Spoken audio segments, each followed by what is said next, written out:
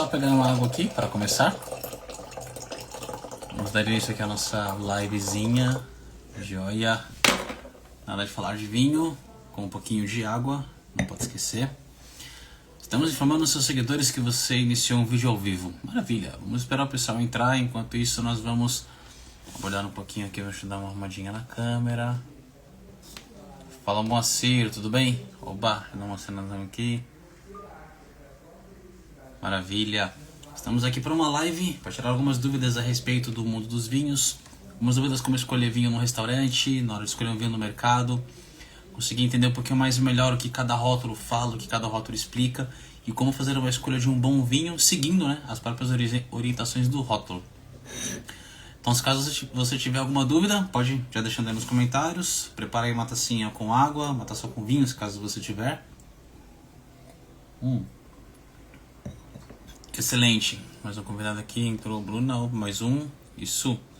Ver solicitação.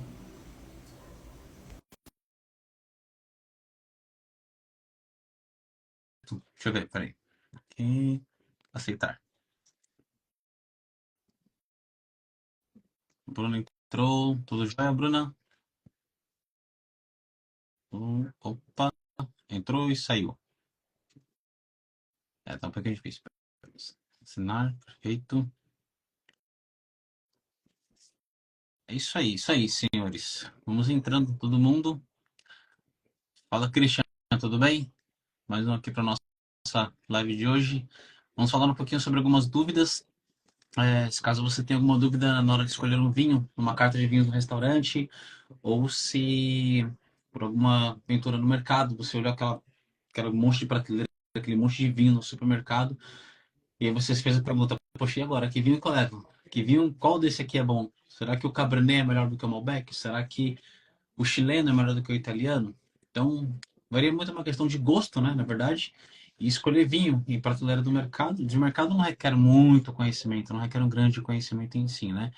Mas é claro que, antes de mais nada, você precisa começar a entender qual que é o tipo de vinho, qual que é o estilo de vinho que você gosta, né? Lembrando que países diferentes, eles costumam entregar vinhos diferentes, mesmo sendo feito com a mesma uva, né? Por exemplo, se você pega um vinho Cabernet Sauvignon europeu, seja ele francês, seja ele italiano, ele vai te entregar uma característica específica.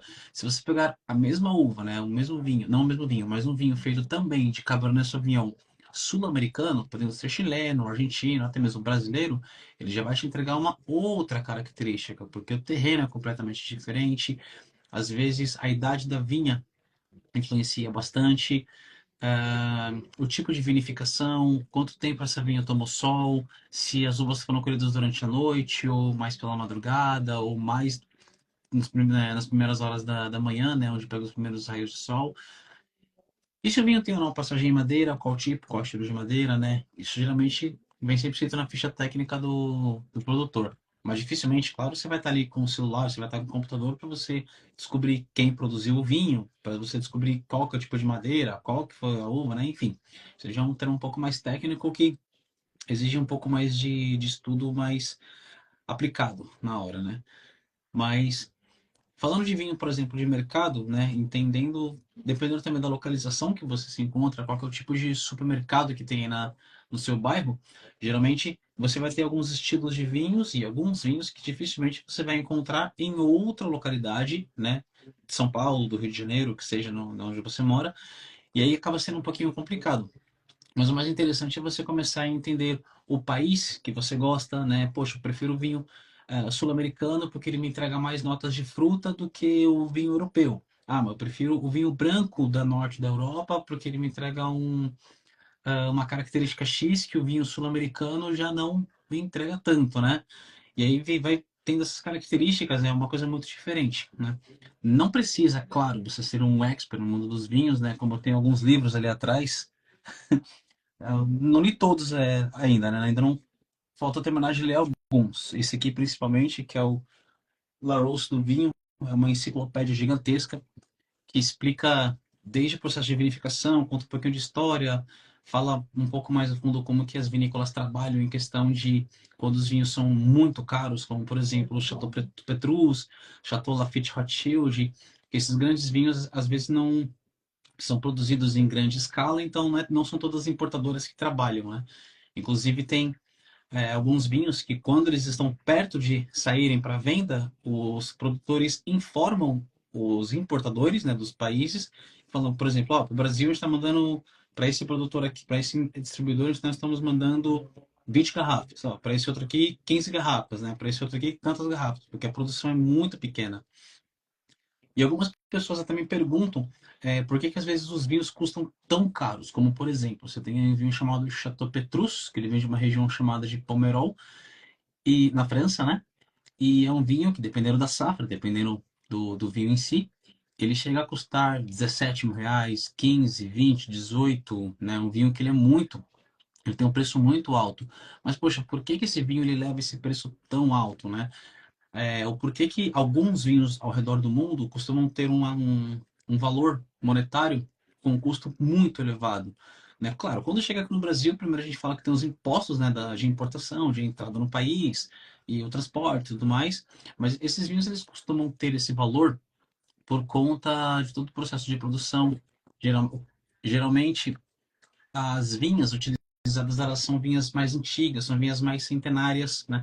Então, o que que acontece? A videira, né, ela é uma árvore, né, que ela é da família da trepadeira. Então, se vocês procurarem, por exemplo, videiras, vinhedos, enfim, vocês vão ver que na maioria, né, você vai ter as vinhas uma do lado da outra e em volta delas vai ter umas estacas com uns arames, que justamente o enólogo ele faz esse procedimento para ele ver aonde que a vinha precisa andar em que direção, decorrente também da luz do sol, da onde que vem a posição, devido à fotossíntese que a planta produz, né? Ela transforma a luz do sol em açúcar para poder servir de alimento para a própria árvore, né? Para o próprio fruto.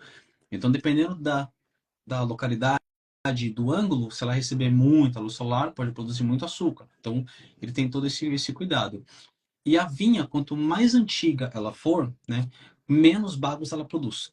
Então, quanto mais velha for a videira, menos cachos de uva ela vai produzir. O que que isso significa? Quer dizer que, por exemplo, uma videira saudável, uma videira mais jovem, ela vai produzir, por exemplo, de 20 a 30 bagos. Vamos supor agora que uma videira que já tem mais de 80 anos, já beirando 100 anos, chegando nos 120 anos, ela vai produzir aí de 8 a 12 bagos, né, a 12 cachos de uva.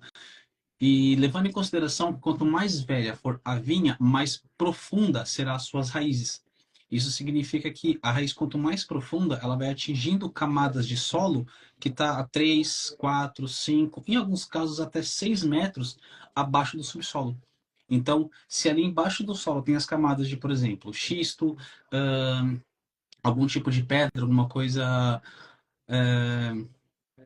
alguma enfim, algum fóssil até mesmo, né? Por exemplo. Então, a raiz ela foi lá e conseguiu trazer aquele nutriente para a uva. E como tem poucos bagos, fique à vontade. É isso aí. Muito bem, Bruna. Tudo bom? Então, como a uva tem a videira tem poucos bagos, então ela tem menos uvas para poder distribuir toda essa complexidade. Geralmente, essas vinhas mais antigas, os vinhos costumam ser mais caros, por quê? Se a videira produz menos cachos de uva, o que, que vai acontecer? São menos frutos, vai dar menos suco de uva, que vai resultar em uma quantidade de vinho muito menor. Diferente se você pegar, por exemplo, alguns produtores como Conchitoro, né, que é um produtor aqui sul-americano, chileno, que produz o famoso vinho Caseiro da Diablo. Você nunca vai ter uma falta desse vinho no mercado, porque ele já é um vinho de grande produtividade, os vinhedos já têm um número de hectares muito maior, as videiras são mais ou menos de meia idade, então elas ainda assim produzem bons bagos, então o produtor está sempre tendo aquele vinho. E ele também tem um passo à frente, porque ele não tem uma passagem de madeira por muito tempo. O que, que isso significa? Vamos supor que você pega um vinho Gran Reserva, um vinho espanhol Gran Reserva. Esse vinho, para ele ser Gran Reserva, ele ficou pelo menos ali 36 meses dentro de uma barrica. Então, a safra dele, você nunca vai encontrar, por exemplo, um vinho Gran Reserva safra 2023. Ele tá muito, a safra está muito nova para ele ser um Gran Reserva. Não tem como. Ele poderia até mesmo ser um Crianza, né? Porque ele já passou 12 meses dentro de uma barrica. Mas para ser um reserva que ele ficou 24 ou um Gran Reserva que ficou 36, impossível esse vinho ter pelo menos assim 3 anos, né? Então, às vezes a data da safra não bate com o que vem descrito no rótulo. E conforme o vinho ele fica muito mais tempo no produtor, isso vai deixando esse vinho cada vez mais caro. Por quê? O vinho ficou muito tempo parado no produtor, ele começou a se tornar um produto que as pessoas meio que eles estão esperando aquele vinho sair, né? Principalmente quando se trata de grandes produtores. E aí quando o vinho sai para o mercado, ele acaba tendo um preço um pouco mais elevado. E com isso, algumas pessoas também me perguntam: poxa, Tori, mas o vinho, quando ele é muito caro, quando o produtor ele faz esse vinho com esse preço lá em cima, isso significa que ele trabalha só com aquele vinho? Tem só aquilo, né? Às vezes ele trabalha só com um tipo, estilo de vinho? Na verdade, não. Todo produtor de vinhos, independente do país, independente da região, independente do vinhedo, independente da localização, ele vai trabalhar sempre com uma linha, com linhas de vinhos, né, em diferentes estilos. Geralmente os produtores, eles costumam ou ter um hectare muito grande com vinhedos separados em idades, separados em uvas, separados com solos, ou geralmente o produtor ele compra vinhedos em diferentes pontos do mesmo país. Acontece muito, tem produtores italianos, por exemplo, que possuem vinhedos no norte, no centro e no sul da Itália. Então eles produzem estilos de vinhos diferentes, eles produzem tipos de vinhos diferentes, com uvas diferentes, com cortes diferentes, com características diferentes. Isso faz com que o produtor tenha um leque ainda maior de produtos, né, para poder ofertar para todos os consumidores, né, e para manter o mercado mundial sempre abastecido. Saiu uma, peraí, aqui, a dúvida do Gustavo: quais são os erros comuns que as pessoas cometem ao degustar vinhos? Opa, vamos lá. Bom, respondendo aqui a dúvida do Gustavo, né, quais são os erros comuns que as pessoas cometem ao degustar vinhos?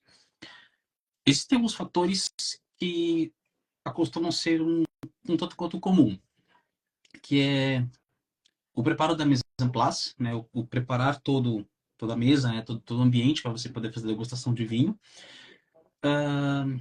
Os produtos a serem ofertados, né, qual que é o estilo, qual que é o tipo de vinho que vai ser degustado ali na hora, e o momento da prova em si. Como assim? Vamos lá. Preparando a mise en place. Dependendo do estilo ou tipo de degustação, é interessante que seja prestado atenção nos estilos de taças para os estilos de vinhos, né? Como, por exemplo, eu tenho aqui algumas taças. Essa aqui, por exemplo, é uma taça, a famosa taça bordalesa, né? Ela tem esse corpo mais alongado, né? Um corpo mais, um bojo um pouco mais avantajado, e ela não é uma taça que basicamente, para quem é profissional no mundo do vinho, nós falamos que é uma taça coringa, porque ela tem um tamanho perfeito para você servir tanto vinho tinto quanto vinho branco. Agora, olha que interessante, tem uma outra taça aqui que eu estou tomando água, que você vê nitidamente que ela é menor. Essa daqui, nós chamamos de taça ISO, né? Geralmente ela é comprada, ela é utilizada em degustações que tem um número muito grande de pessoas, né? Mas também vai depender muito do tipo e do estilo de degustação. Quando se faz, por exemplo, uma degustação de espumantes, então você pega estilos de taças diferentes e vê como que o espumante se comporta em cada uma delas, né? E vê como que esse espumante entrega. E eu tenho uma outra taça que ela é perfeita, tanto para vinho branco quanto para vinho tinto. Mas são todos vinhos brancos e todos vinhos tintos? Não. Esse estilo de taça aqui, você já consegue perceber que ela já é um pouco mais baixa e ela tem um bojo muito maior. Então aqui, por exemplo, para uma Pinot Noir da região da Borgonha, já é uma taça excelente. Ela já é uma taça aberta, vai fazer o vinho respirar muito mais no giro, né? E se for um vinho branco, por exemplo, da região de Chablis, que costuma ser feito 100% com uva Chardonnay, também vai muito bem. Porque esse corpo, essa cintura que ela tem mais alongada e o corpo um pouco mais afunilado, consegue preservar os aromas aqui dentro, né? Esse, por exemplo, é o primeiro erro muito comum que as pessoas às vezes cometem na hora de fazer degustação. O segundo erro muito comum é o tipo de água. Como assim? O tipo de água influencia? Bastante. Dependendo da água mineral que você utiliza, se for uma água que possa ter muito iodo, por exemplo, ou muito sódio, pode acabar atrapalhando o paladar e dando uma diferença ali na percepção, né, dos sentidos do vinho. E um outro erro muito comum, né, além da água, o que que você está sendo servido para poder fazer o acompanhamento. É sempre bom ter uma ajuda de um profissional na hora que você vai fazer a degustação e perguntar, olha, você fazer uma degustação de vinhos tintos, né? Cabernet Sauvignon sul-americano, um Cabernet Sauvignon europeu, um Pinot Noir europeu e um Pinot Noir sul-americano. Poxa, eles têm corpos completamente diferentes, têm estilos completamente diferentes e cada um deles harmoniza com algum queijo diferente, com algum embutido diferente, né? Então é interessante fazer sempre uma lista do vinho que você vai servir para aquilo que você vai tomar. Lembrando também que a degustação, antes mesmo de você ter a ideia de, poxa, eu vou fazer uma degustação, vamos pensar em dois pontos. Vai ser uma degustação apenas para reunir os amigos e falar de vinho, né, jogar a conversa fora, ou você pretende fazer algo um pouco mais técnico para você aprender um pouco mais sobre vinho? Aí, nesse caso, eu recomendo você sempre pegar uma ficha técnica do produtor, baixar uma ficha de avaliação, né, do vinho, e com o tempo você vai aprendendo a diferenciar a acidez do tanino, o corpo do teor alcoólico, se tem ou não passagem em madeira. É interessante sempre também fazer algumas degustações às cegas, né? Às cegas, quando existe esse tipo de degustação, significa que o vinho ele é servido, só que você não sabe que vinho que é. Tô vendo que tem um vinho tinto, ok, mas você não sabe a uva, você não sabe o produtor, você não sabe a região, você não sabe o país, você não sabe se teve ou não passagem em madeira, e tudo isso fica ao seu critério, né, de avaliação, às suas habilidades, né, que você vai desenvolvendo, para conseguir fazer essa degustação, né? Um outro ponto que é muito interessante sobre a degustação de vinho é o ambiente que você vai fazer. Primeiro porque a luz atrapalha bastante. Por exemplo, aqui onde eu tô num lugar um tanto quanto escuro. A luz está um pouco mais baixa, né? Tô com uma luminária aqui de um lado, tem uma outra aqui em cima. Então, se eu fosse fazer, por exemplo, uma análise de um vinho, eu já não conseguiria ter uma percepção 100%, né? Uma conclusão 100%, por exemplo, da coloração do vinho. Eu teria que ficar colocando ele de frente à lâmpada, né? Isso não seria interessante. Que aí eu vou na primeira análise visual, eu vou ver a coloração dele, se ele tem brilho, se ele tem reflexo, se é um vinho opaco, se ele não é um vinho opaco, se ele é um vinho que está com as bordas laranjadas, né? Então a iluminação do lugar precisa ser bem clara, né? A ponto de você conseguir notar essas percepções. Ar-condicionado, também evite lugares com um ar-condicionado muito frio ou muito quente, porque isso pode acabar alterando a temperatura do vinho em si e deixando até mesmo você um pouco mais retraído, isso pode acabar fazendo alteração no momento da prova, né? Pode mudar todo o clima e todo o ambiente. Vamos lá, chegou mais uma dúvida aqui. Dúvida do Gustavo. Aqui, pergunta da Dani. Como identificar um vinho de qualidade apenas pela degustação? Essa pergunta é muito boa. Olha, degustar um vinho de qualidade, né? Saber se o vinho ele tem realmente uma boa qualidade pela degustação, já é um fator mais simples, já é um ato um pouco mais que não é tão difícil de se fazer. Primeiro de tudo, vamos supor que você pegou uma garrafa de vinho ou te serviram um vinho e você não sabe que vinho que é. O vinho está ali, na sua taça. Então você está vendo, vamos supor, é um vinho tinto, suponhamos. Ok. Então na parte da degustação, vamos na visualização, né, na parte visual. Reflete muita luz? Reflete pouca luz? É um vinho que você consegue enxergar através dele? É um vinho muito translúcido, não é? Quanto mais claro for o vinho, ele tende a ser um vinho mais leve. Não em todos os casos, mas em sua grande maioria. E quanto mais escuro for o vinho, mais corpo ele tende a ter, né? Também não é válido para todos, mas isso é uma característica que a grande maioria dos vinhos consegue corresponder a respeito. Uma dúvida muito bacana, você pode fazer o seguinte, pega um guardanapo, coloca na mesa, faz um risco com a caneta no guardanapo, coloca a taça a mais ou menos um palmo, né, de distância da taça para o guardanapo para você olhar se através do líquido.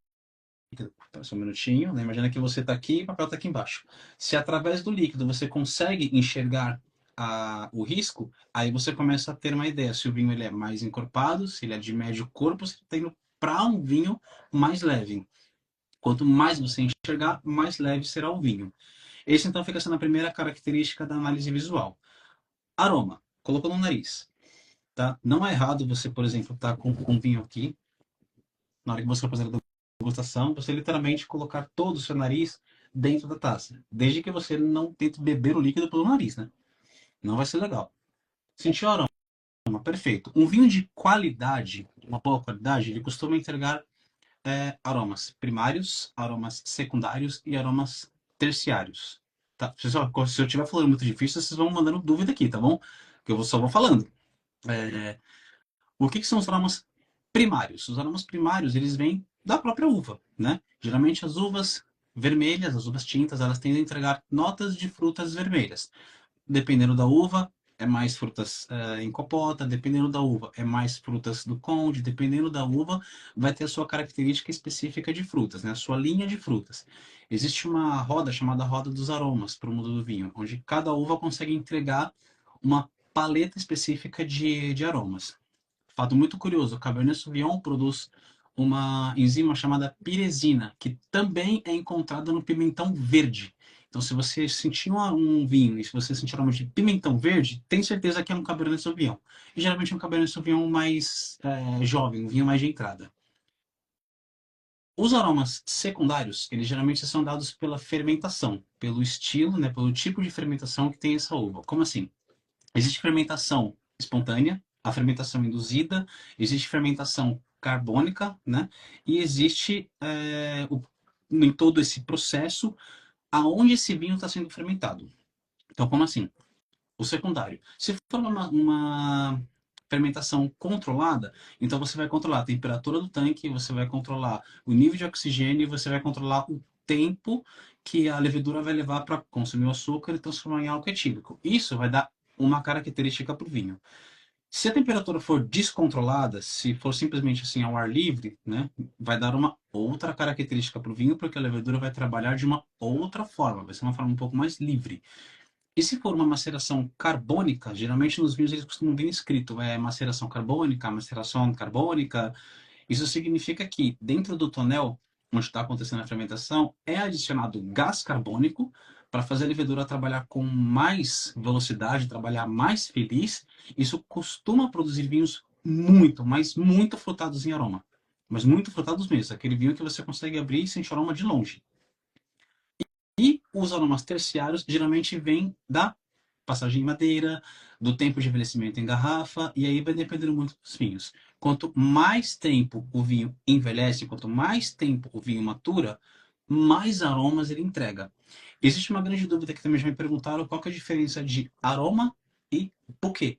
Tem muita gente que fala, nossa, esse vinho tem um aroma muito gostoso, tem um aroma muito bom. Tem outros que falam, nossa, o buquê dele me entrega uma complexidade muito profunda. E só vai ter palavras difíceis cada vez mais. Bom, a diferença entre aroma e buquê.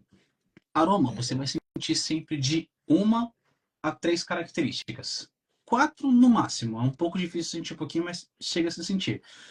Então, também varia muito da sua experiência olfativa. Então, geralmente, um vinho que tem um aroma, um vinho tinto, por exemplo, você pode sentir aroma de morango, um aroma de cereja, um aroma de algum toque de especiarias. E em alguns casos, dependendo da uva, dependendo do vinho, dependendo da região, um toque de café, um toque de chocolate, mas algo muito sutil. Você tem que ter um nariz bem treinado para você conseguir ter essa percepção aromática no vinho. Agora, quando se trata de buquê, vamos imaginar o seguinte: imagina que você recebeu um vasinho com rosas brancas e rosas vermelhas. Você tem duas flores que vão te entregar uma paletinha de aromas, aroma, certo? Agora, imagina que você recebeu um buquê de flores com rosas, com petúnias, com girassóis, com alecrim, com tudo, com um monte de flores. Então, o buquê ele vai já ser muito mais complexo. Suponhamos que nós temos dois vinhos que são produzidos com as mesmas uvas. Suponhamos Cabernet Sauvignon e Merlot. No aroma, você vai sentir um pouquinho de fruta, um pouquinho de especiarias e um toque de chocolate ou café. Agora, no buquê, você vai sentir a mesma coisa, só que com mais intensidade, com mais profundidade e até mais aromas. Então, além do café, você pode sentir chocolate meio amargo, dependendo da uva, região, você pode sentir notas de celeiro, notas de couro molhado, algumas notas de especiarias. Em alguns casos, você consegue até sentir aquele aroma de folha de fumo de charuto. E quanto mais complexo for a produção do vinho, mais complexo será o seu buquê, mais aberto ele será. Tem vinhos, por exemplo, que após aberto, o produtor, ou até mesmo o profissional, o sommelier, ele sugere que o vinho passe por um período de respiração dentro de um aerador, né, ou dentro de um decanter, por pelo menos 40 minutos a uma hora antes do serviço. Porque dentro desse período, quando o vinho sai da garrafa, que ele vai para o decanter, ele já entra em contato com o oxigênio e ele começa a evoluir. E aí ele começa a despertar mais aromas, ele começa a melhorar o buquê, ele começa a exalar moléculas de álcool e vai mantendo elegância, vai mantendo a profundidade, ele vai mantendo a persistência, e o vinho melhora cada vez mais. É claro que se você abrir o vinho e deixar ele aberto por um dia, ele não vai melhorar, muito pelo contrário, ele começa a declinar a sua qualidade. E basicamente é isso, né? Uma outra coisa, em aroma, o vinho ele não pode trazer uma sensação de álcool muito forte. Isso se torna um vinho desequilibrado. Se ele está com muito aroma de álcool e pouco aroma de frutas, ele está um vinho muito desequilibrado. Geralmente são vinhos mais jovens. Nós costumamos encontrar no mercado a descrição do rótulo como reservado. Isso não significa que ele tem passagem de madeira, não significa que ele tem envelhecimento, que ele tem maturação, não significa que seja um vinho de altíssima qualidade. Na verdade, é apenas uma jogada de marketing que os produtores fizeram devido ao vinho reserva. Então, ao colocar reservado, as pessoas acabam até fazendo uma leve associação e acham que é um vinho de uma ótima qualidade, o que na verdade nem sempre. Questão muito de paladar. Mas a percepção de um vinho de qualidade são essas. Não pode ter um teor alcoólico muito alto, não pode ter esse aroma, essa presença de álcool muito forte. Acidez. Tomou o vinho. Hum, Passou pela boca. Engoliu. Sentiu uma acidez muito grande no fundo da boca. Outra característica é que o vinho é desequilibrado. Para que o vinho tenha harmonia, seja equilibrado ou até mesmo elegante, você precisa sentir o álcool, a acidez e essa adstringência, que é o que seca a sua boca. Sentiu esses três em perfeito equilíbrio, nada mais que o outro, não ficou enjoativo? Excelente, vinho equilibrado. Tá perfeito. E claro, você tem estilos de vinhos que tem todas as características equilibradas que você consegue tomar uma até duas garrafas, e você tem alguns vinhos que têm essa característica equilibrada, mas que você só consegue tomar a segunda garrafa se estiver petiscando alguma coisa. E é aí que entra o conceito de harmonização. Né? Entrar um conceito de harmonização é quando você entende que o vinho mais a comida vai te gerar um terceiro sabor. É o único lugar onde a matemática não bate, porque na degustação, na harmonização, um mais um não é igual a dois, é igual a três. Porque o vinho mais a comida vai te gerar um terceiro sabor. Essa basicamente é, é a ideia de como você consegue identificar se o vinho é bom ou se o vinho é ruim. E claro, né, que acho que assim como muitas pessoas estão começando no mundo do vinho, estão começando a entender um pouco mais, costuma-se ter essa percepção ao longo do tempo, né? Conforme você vai tomando vinho, você vai percebendo e você vai aprendendo sobre vinho, você vai melhorando a sua capacidade olfativa, a sua capacidade visual, você vai melhorando o seu paladar, e aí você começa a mudar a categoria do seu vinho, né? Já dizia, por exemplo, Winston Churchill, né? Um antigo presidente britânico, que ele falava que nós nos acostumamos muito facilmente com produtos de boa qualidade. Então, quando você começa a entender sobre vinho e você começa a perceber, poxa, esse vinho que eu tomava, nossa, ele está muito ruim, nossa, ele está muito ácido, nossa, ele está muito... Você já começa a excluir aquele tipo de vinho, você começa a ter uma outra linha de vinhos. E claro, com o tempo você vai excluir essa linha de vinhos, você vai passar para outra linha de vinhos, e assim sucessivamente, né? Eu conheço pessoas, por exemplo, que tinham muito costume de tomar vinho doce, né? Que aqui no Brasil é o famoso vinho suave, e hoje tomam vinho seco normalmente, né? O que antes achavam que era, não, nunca vou conseguir, não tem como, não, calma. Para tudo na vida tem um tempo, vai devagar, vai indo que você vai aprendendo, né? Claro, quando você tem uma orientação também ajuda bastante, né? Ajuda bastante. Acho que eu tô falando bastante, né? Vamos lá, senhores, mandem dúvidas, mandem perguntas. O que vocês gostariam de saber? Até porque a live é para tirar dúvidas. Então, vamos lá, mandem alguma pergunta. O que vocês têm aqui? Ó, Jutoca, Jutoca, tem alguma pergunta? Deixa eu estar aqui. O Sérgio, fala, Sérgio, se tem alguma dúvida para você, manda aí pra gente, joga aí nos comentários. E aqui o Silvio, fala, Silvio.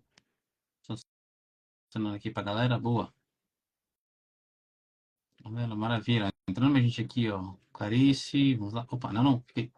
Opa. Só sendo o pessoal aqui que eu tava aqui falando pra caramba. Joia. Ó, chegou mais uma aqui, vamos ver. Vamos lá, pergunta do Rodrigo. Vamos lá, vamos lá. Olha, ele tá perguntando aqui, o Rodrigo tá pedindo perguntar se para começar no mundo do vinho, a uva Pinot Noir é a mais indicada? Vamos lá. Respondendo, Bom, respondendo essa dúvida, se para começar no mundo do vinho a Pinot Noir é a uva mais indicada, eu diria tanto que sim, quanto que não. Vai depender muito da Pinot Noir, de onde você está tomando ela. A grande questão é a seguinte: se você está começando no mundo do vinho, a melhor coisa que você tem a fazer é começar, independente da uva, independente da região, independente da característica do que você pretende. É claro que quando você está começando, ao mesmo tempo que você tem muita dúvida, você também não tem nenhuma. Você fica em cima do muro. Você tem dúvida, não tenho, faço, não faço, qual vinho que é, qual vinho que não é. Então, a melhor coisa que você tende a fazer é o seguinte: compra um vinho, dois ou três, de uvas diferentes, de países diferentes. E toma eles em tempos diferentes. Mas quando você tomar, anota o que você gostou, o que você sentiu, e tenta procurar aquelas características no próximo vinho. Na semana que vem, no próximo, no dia seguinte, enfim, dependendo de como for o seu cronograma. Mas a grande intenção é que você comece. Comece a tomar vinho, né? Detalhe, o vinho você não toma, nem você bebe, né? As pessoas que falam que não gostam de vinho seco é porque elas não sabem beber vinho, elas estão tomando vinho. É muito diferente. O vinho ele é uma matéria orgânica, né? E ele é considerado como alimento, porque ele depois que ele é aberto, mesmo estando dentro da garrafa, ele continua evoluindo. Engane-se quem fala que todo vinho velho é vinho bom. Errado, porque se for, por exemplo, aquele vinho reservado, que eu acabei de comentar, se ele estiver na prateleira do mercado, se a safra dele passar de 5 anos, esse vinho tá morto. Esse vinho ele morreu, ele só virou um líquido alcoólico e ruim pra caramba. Tá até bom para fazer uma carne, pra fazer um molho, mas para consumo não tá ideal. Então vamos lá, você começou a tomar vinho, comprei um vinho no mercado, chegou em casa, coloca um pouquinho só na taça, não precisa encher, tá bom? Dá um rápido giro. Ah, Antônio, não tenho essa habilidade ainda de segurar a taça aqui embaixo e girar ela sem fazer o líquido cair. Tudo bem, segura na haste dela, apoia, né, numa mesa, deixa eu só simplificar aqui para vocês. Pode apoiar na sua mesa e usando o apoio da mesa você gira a taça. Só para dar uma oxigenada no vinho, tá? Nada demais. E aí você tenta descobrir que aromas que ele tem. Frutas vermelhas. Quais frutas vermelhas? Começa anotando. E aí você vai aprendendo a melhorar a sua parte aromática. Degustou o vinho? Hum, ótimo. Costuma entender. Tá esquentando a boca. Esquentou? O teor alcoólico tá alto. Tá muito ácido? Pode ser realmente a acidez ou a astringência da uva. Tanino. Perfeito. Prepara ali um prato com uma carne branca e uma carne vermelha. Prova a carne vermelha, prova com vinho. Prova com a carne branca, prova com vinho. E aí você vai conseguir entender, você vai conseguindo aprender. Poxa, com esse combina, com esse não combina. Com esse dá certo, com esse não. Poxa, esse vinho aqui é melhor do que o outro. O francês ficou melhor do que o sul-americano. Poxa, o italiano saiu melhor do que o francês. Então, dependendo do que você vai comer, dependendo do que você vai tomar, dependendo da ocasião, você vai aprendendo sobre tudo isso. Mas a grande questão é, não existe uva, não existe estilo, não existe tipo. Apenas comece, compre o vinho e apenas comece a entender e a descobrir, né? Você precisa ser, claro, curioso para você aprender sobre o mundo do vinho, gostar um pouquinho de história, gostar de ler, porque exige muita leitura. E, claro, você ter essa mente aberta para não entender, eu só tomo Cabernet Sauvignon, eu só tomo Pinot. Não. Tudo bem, se você toma Cabernet Sauvignon, então prova um Cabernet Sauvignon sul-americano, norueguês, um da Nova Zelândia, prova um Cabernet Sauvignon da África do Sul, prova todos os Cabernet Sauvignons que você conseguir, franceses, prova um espanhol, e assim você vai tendo, né, cada vez um leque maior de, de opções e de ideias para você poder fazer harmonizações e tomar com seus amigos. Vamos lá que saiu mais uma dúvida aqui. Deixa eu pegar aqui para vocês. Como o clima de uma região afeta o sabor do vinho? Oh, que pergunta maravilhosa. Que pergunta maravilhosa. Deixa eu ver se eu tenho. O pior é que eu não tenho. Acho que no Atlas do Vinho onde vai ter. Deixa eu ver se eu tenho algum outro aqui. Não, pior é que eu não tenho. Deixa eu ver aqui. Essa pergunta aqui é maravilhosa e acho que para explicar elas, eu precisaria. Se eu tivesse um Atlas, seria até melhor. Muita gente me pergunta se para aprender de vinho precisa aprender geografia. Claro que precisa. Se você era pessoa na escola que você não gostava de geografia, mas você quer se tornar sommelier, lascou, porque você vai aprender muita geografia. Ótimo, cheguei na que eu queria. Ok, como que um clima pode alterar e afetar o sabor do vinho? Eu vou fazer uma pergunta para vocês. Algum de vocês aqui sabe o que é fotossíntese? Vamos lá. Responde aí, responda, manda a resposta. Sabe o que é fotossíntese? Sabe como que a fotossíntese acontece na planta? Né? O porquê que isso afeta, como que isso afeta? Na aula de geografia, vocês chegaram a ver ou lembram o que significa as zonas climáticas terrestres? Essa parte me fascina, eu gosto bastante. Vamos lá. Ó, aqui eu tenho, tá? Um livro chamado Atlas do Vinho, de Os Clarke. Esse livro ele fala sobre basicamente, acredito que todas as regiões vinícolas, né? Ele é um livro até que relativamente grosso, né? Um livro grande, né? Você pode ver pelo tamanho da minha mão aqui, o tamanho que ele é. E o que eu encontrei aqui foi isso. É isso que eu precisava mostrar para vocês.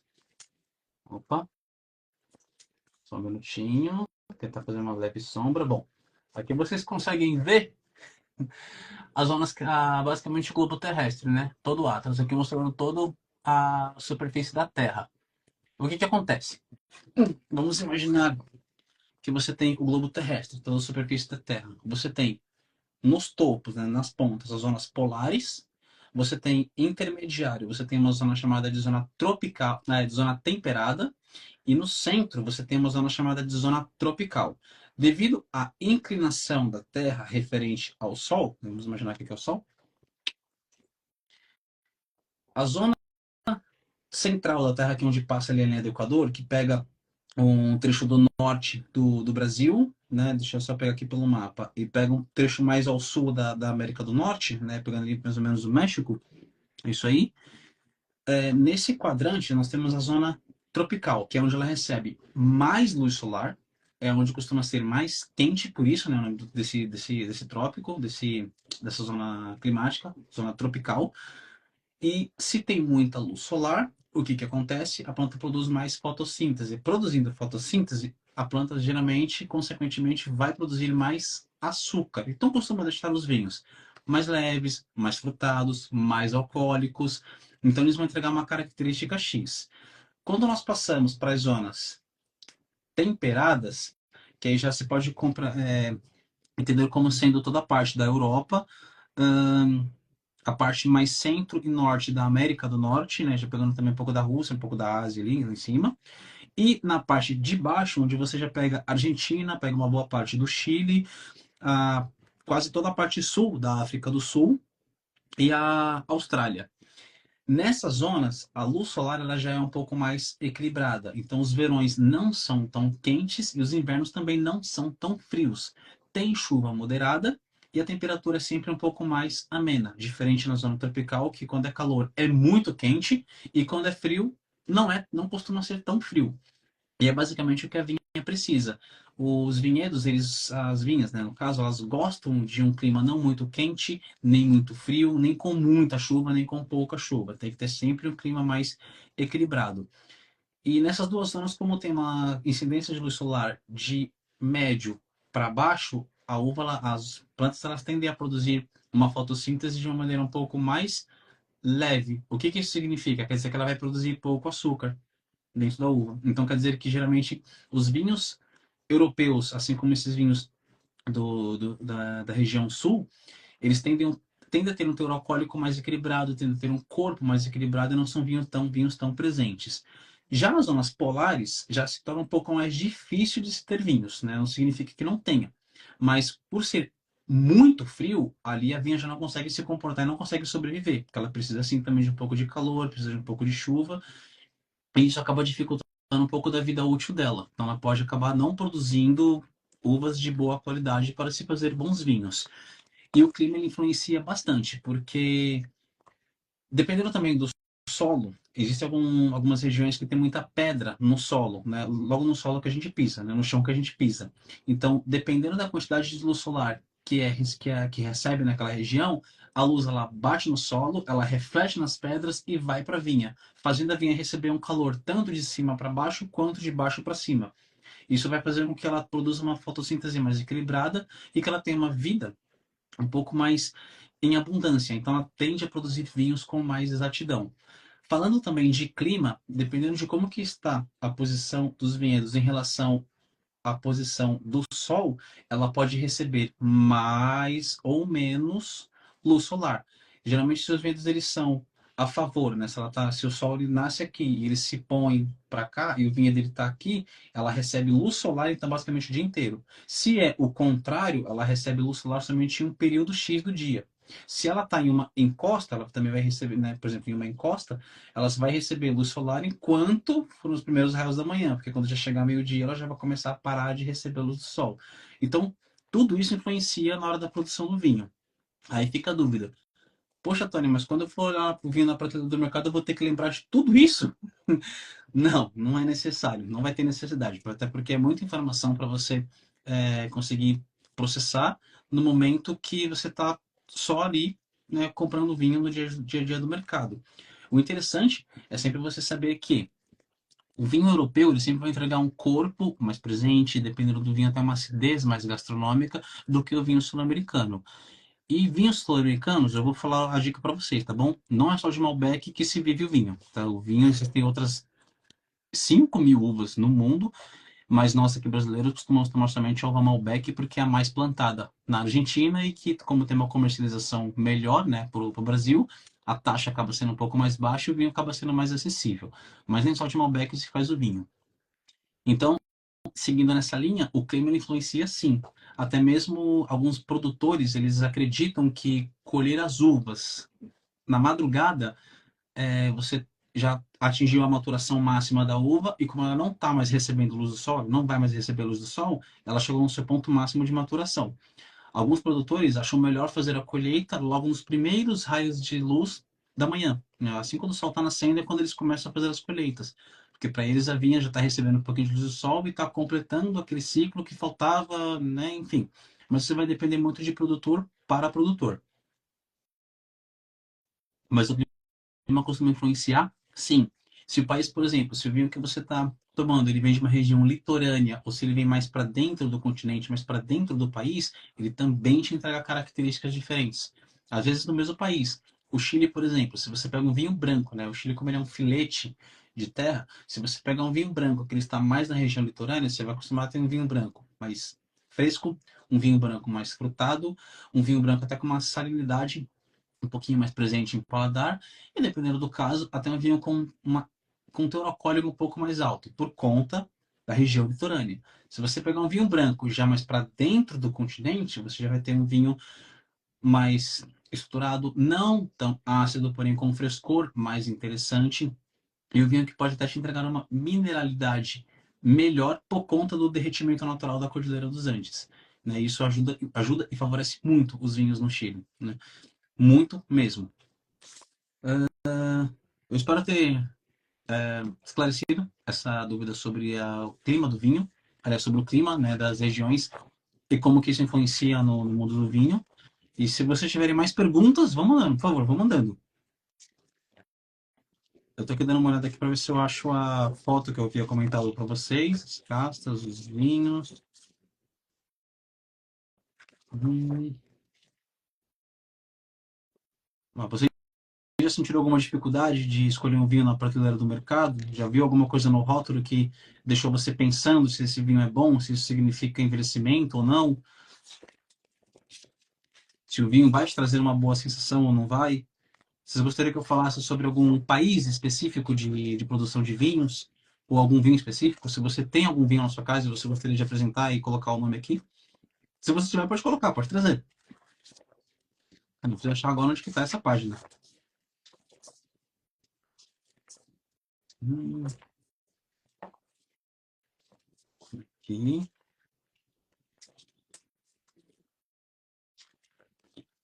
Não tem nenhum. Bordéus, aqui, cara do lá. Da uvas ao copo.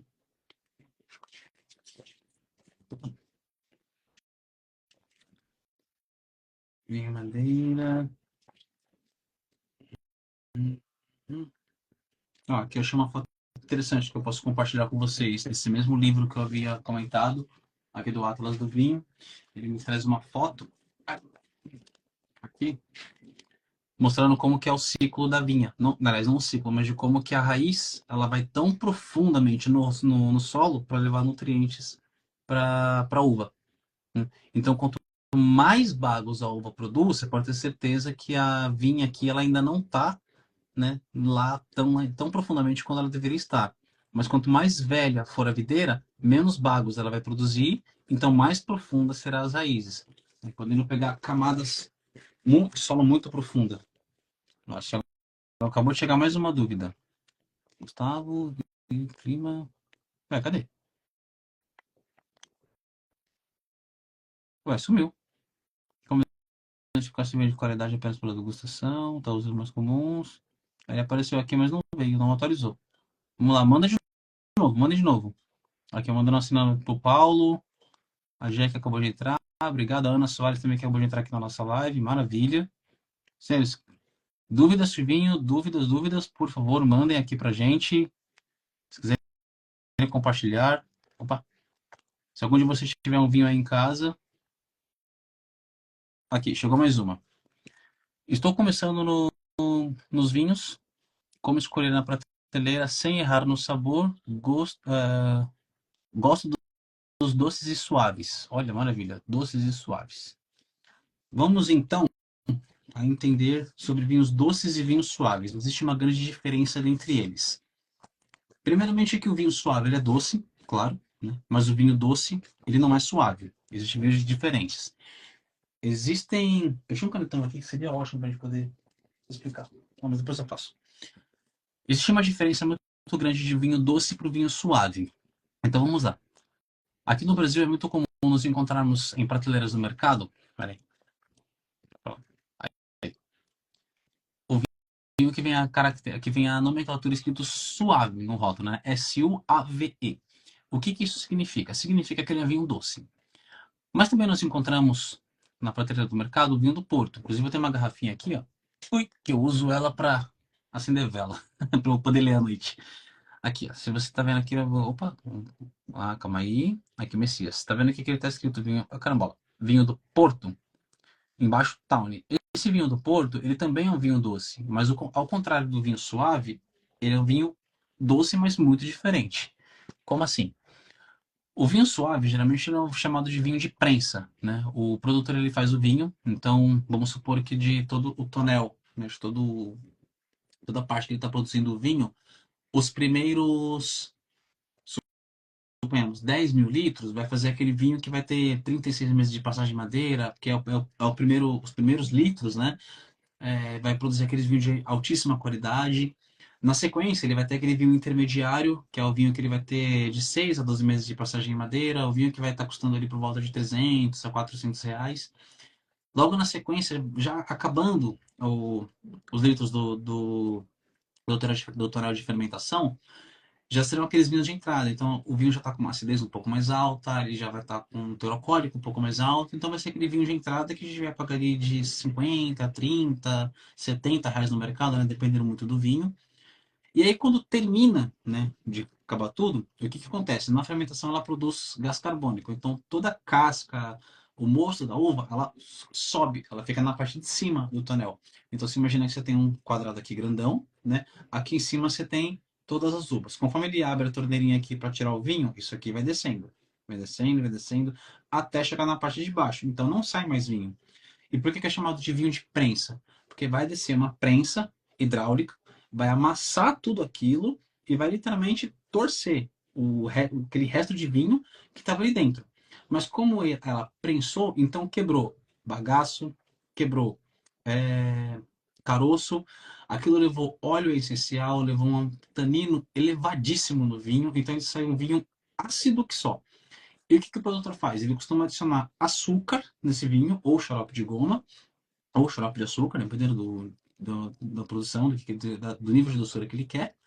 E aí ele engarrafa esse vinho como sendo suave, porque o açúcar vai diminuir essa acidez, vai diminuir essa sensação forte que o vinho vai trazer. E aí você tem um vinho suave, porque literalmente ele suavizou o vinho.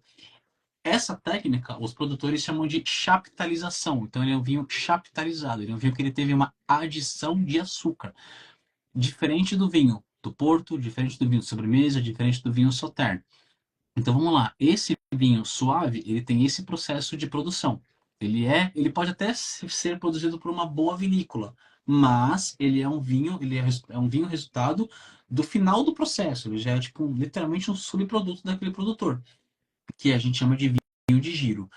Agora, quando se fala de vinho doce, nós temos aí a diferença de Sauternes, temos a diferença do Porto, do Tokai e do famoso vinho de colheita tardia. Já são outras categorias de estilos de vinho, que também são doces. Falando de Sauternes, que é o primeiro. Sauternes é uma região que fica na região de Bordeaux, na França, né, bem mais ao sul, onde tem mais ou menos ali. Deixa eu ver se eu tenho uma mapa da França que eu consigo mostrar para vocês. Esse vinho ele é um vinho de sobremesa que ele é produzido com uva pacificada. Na verdade, não com uva pacificada, mas a uva ela foi atingida por um fungo chamado de botrytis. Esse. Cadê? França, França, França, França. França, agora que eu quero. A França, eu não acho a França. Espanha, cadê você? França.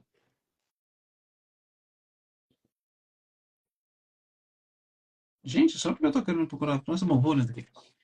Esse vinho, ele foi atingido por uma bactéria, por um fungo chamado de botrytis. A Botrytis cinerea, que é uma chamada de podridão nobre, ela é um fungo que ela se formou na região de Bordeaux, bem perto do rio, do estuário do rio Gironde.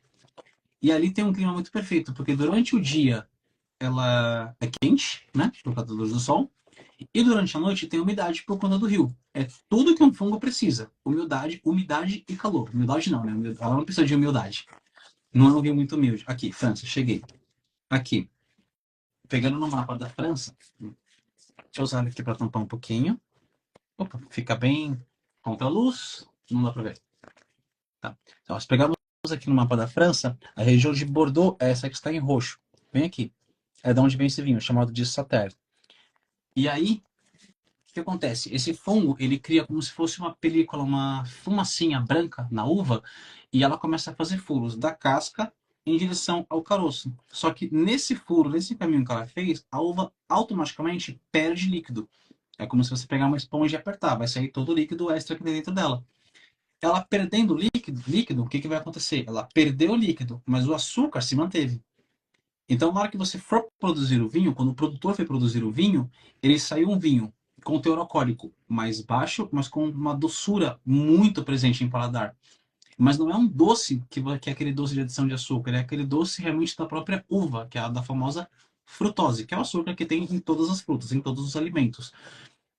E aí, claro, com isso aconteceu mais ou menos em 1860 e alguma coisa, foi muito tempo, e hoje essa região ela ganhou uma denominação de origem, né? Então, existe um local chamado de Sauternes, que ali dentro são produzidos aqueles estilos de vinhos, de sobremesa. E existe um vinho chamado Chateau d'Yquem, que foi, se não me engano, acho que o primeiro vinho que foi, o primeiro produtor que começou a produzir esse estilo, e hoje a garrafa beira aí os 7 a 8 a 10 mil reais. E esse, por exemplo, é um vinho de sobremesa. O vinho de colheita tardia, ou geralmente deve até escrito no rótulo chamado de late harvest, é basicamente a mesma coisa, só que ele não é atingido pelo fungo botrytis, né? Nesse caso, esses vinhos são produzidos nos Estados Unidos, né? Mas hoje em dia todo mundo tem essa técnica de produção, que consiste em fazer uma colheita tardia. O que, que seria isso? Você chega à data da colheita, o produtor deixa a uva lá, que no próprio pé ela vai desidratando. Então, ela ficando desidratada no próprio pé de uma maneira natural, sem atingir o fungo pela botrytis, ela também perde água, mantendo o nível de açúcar.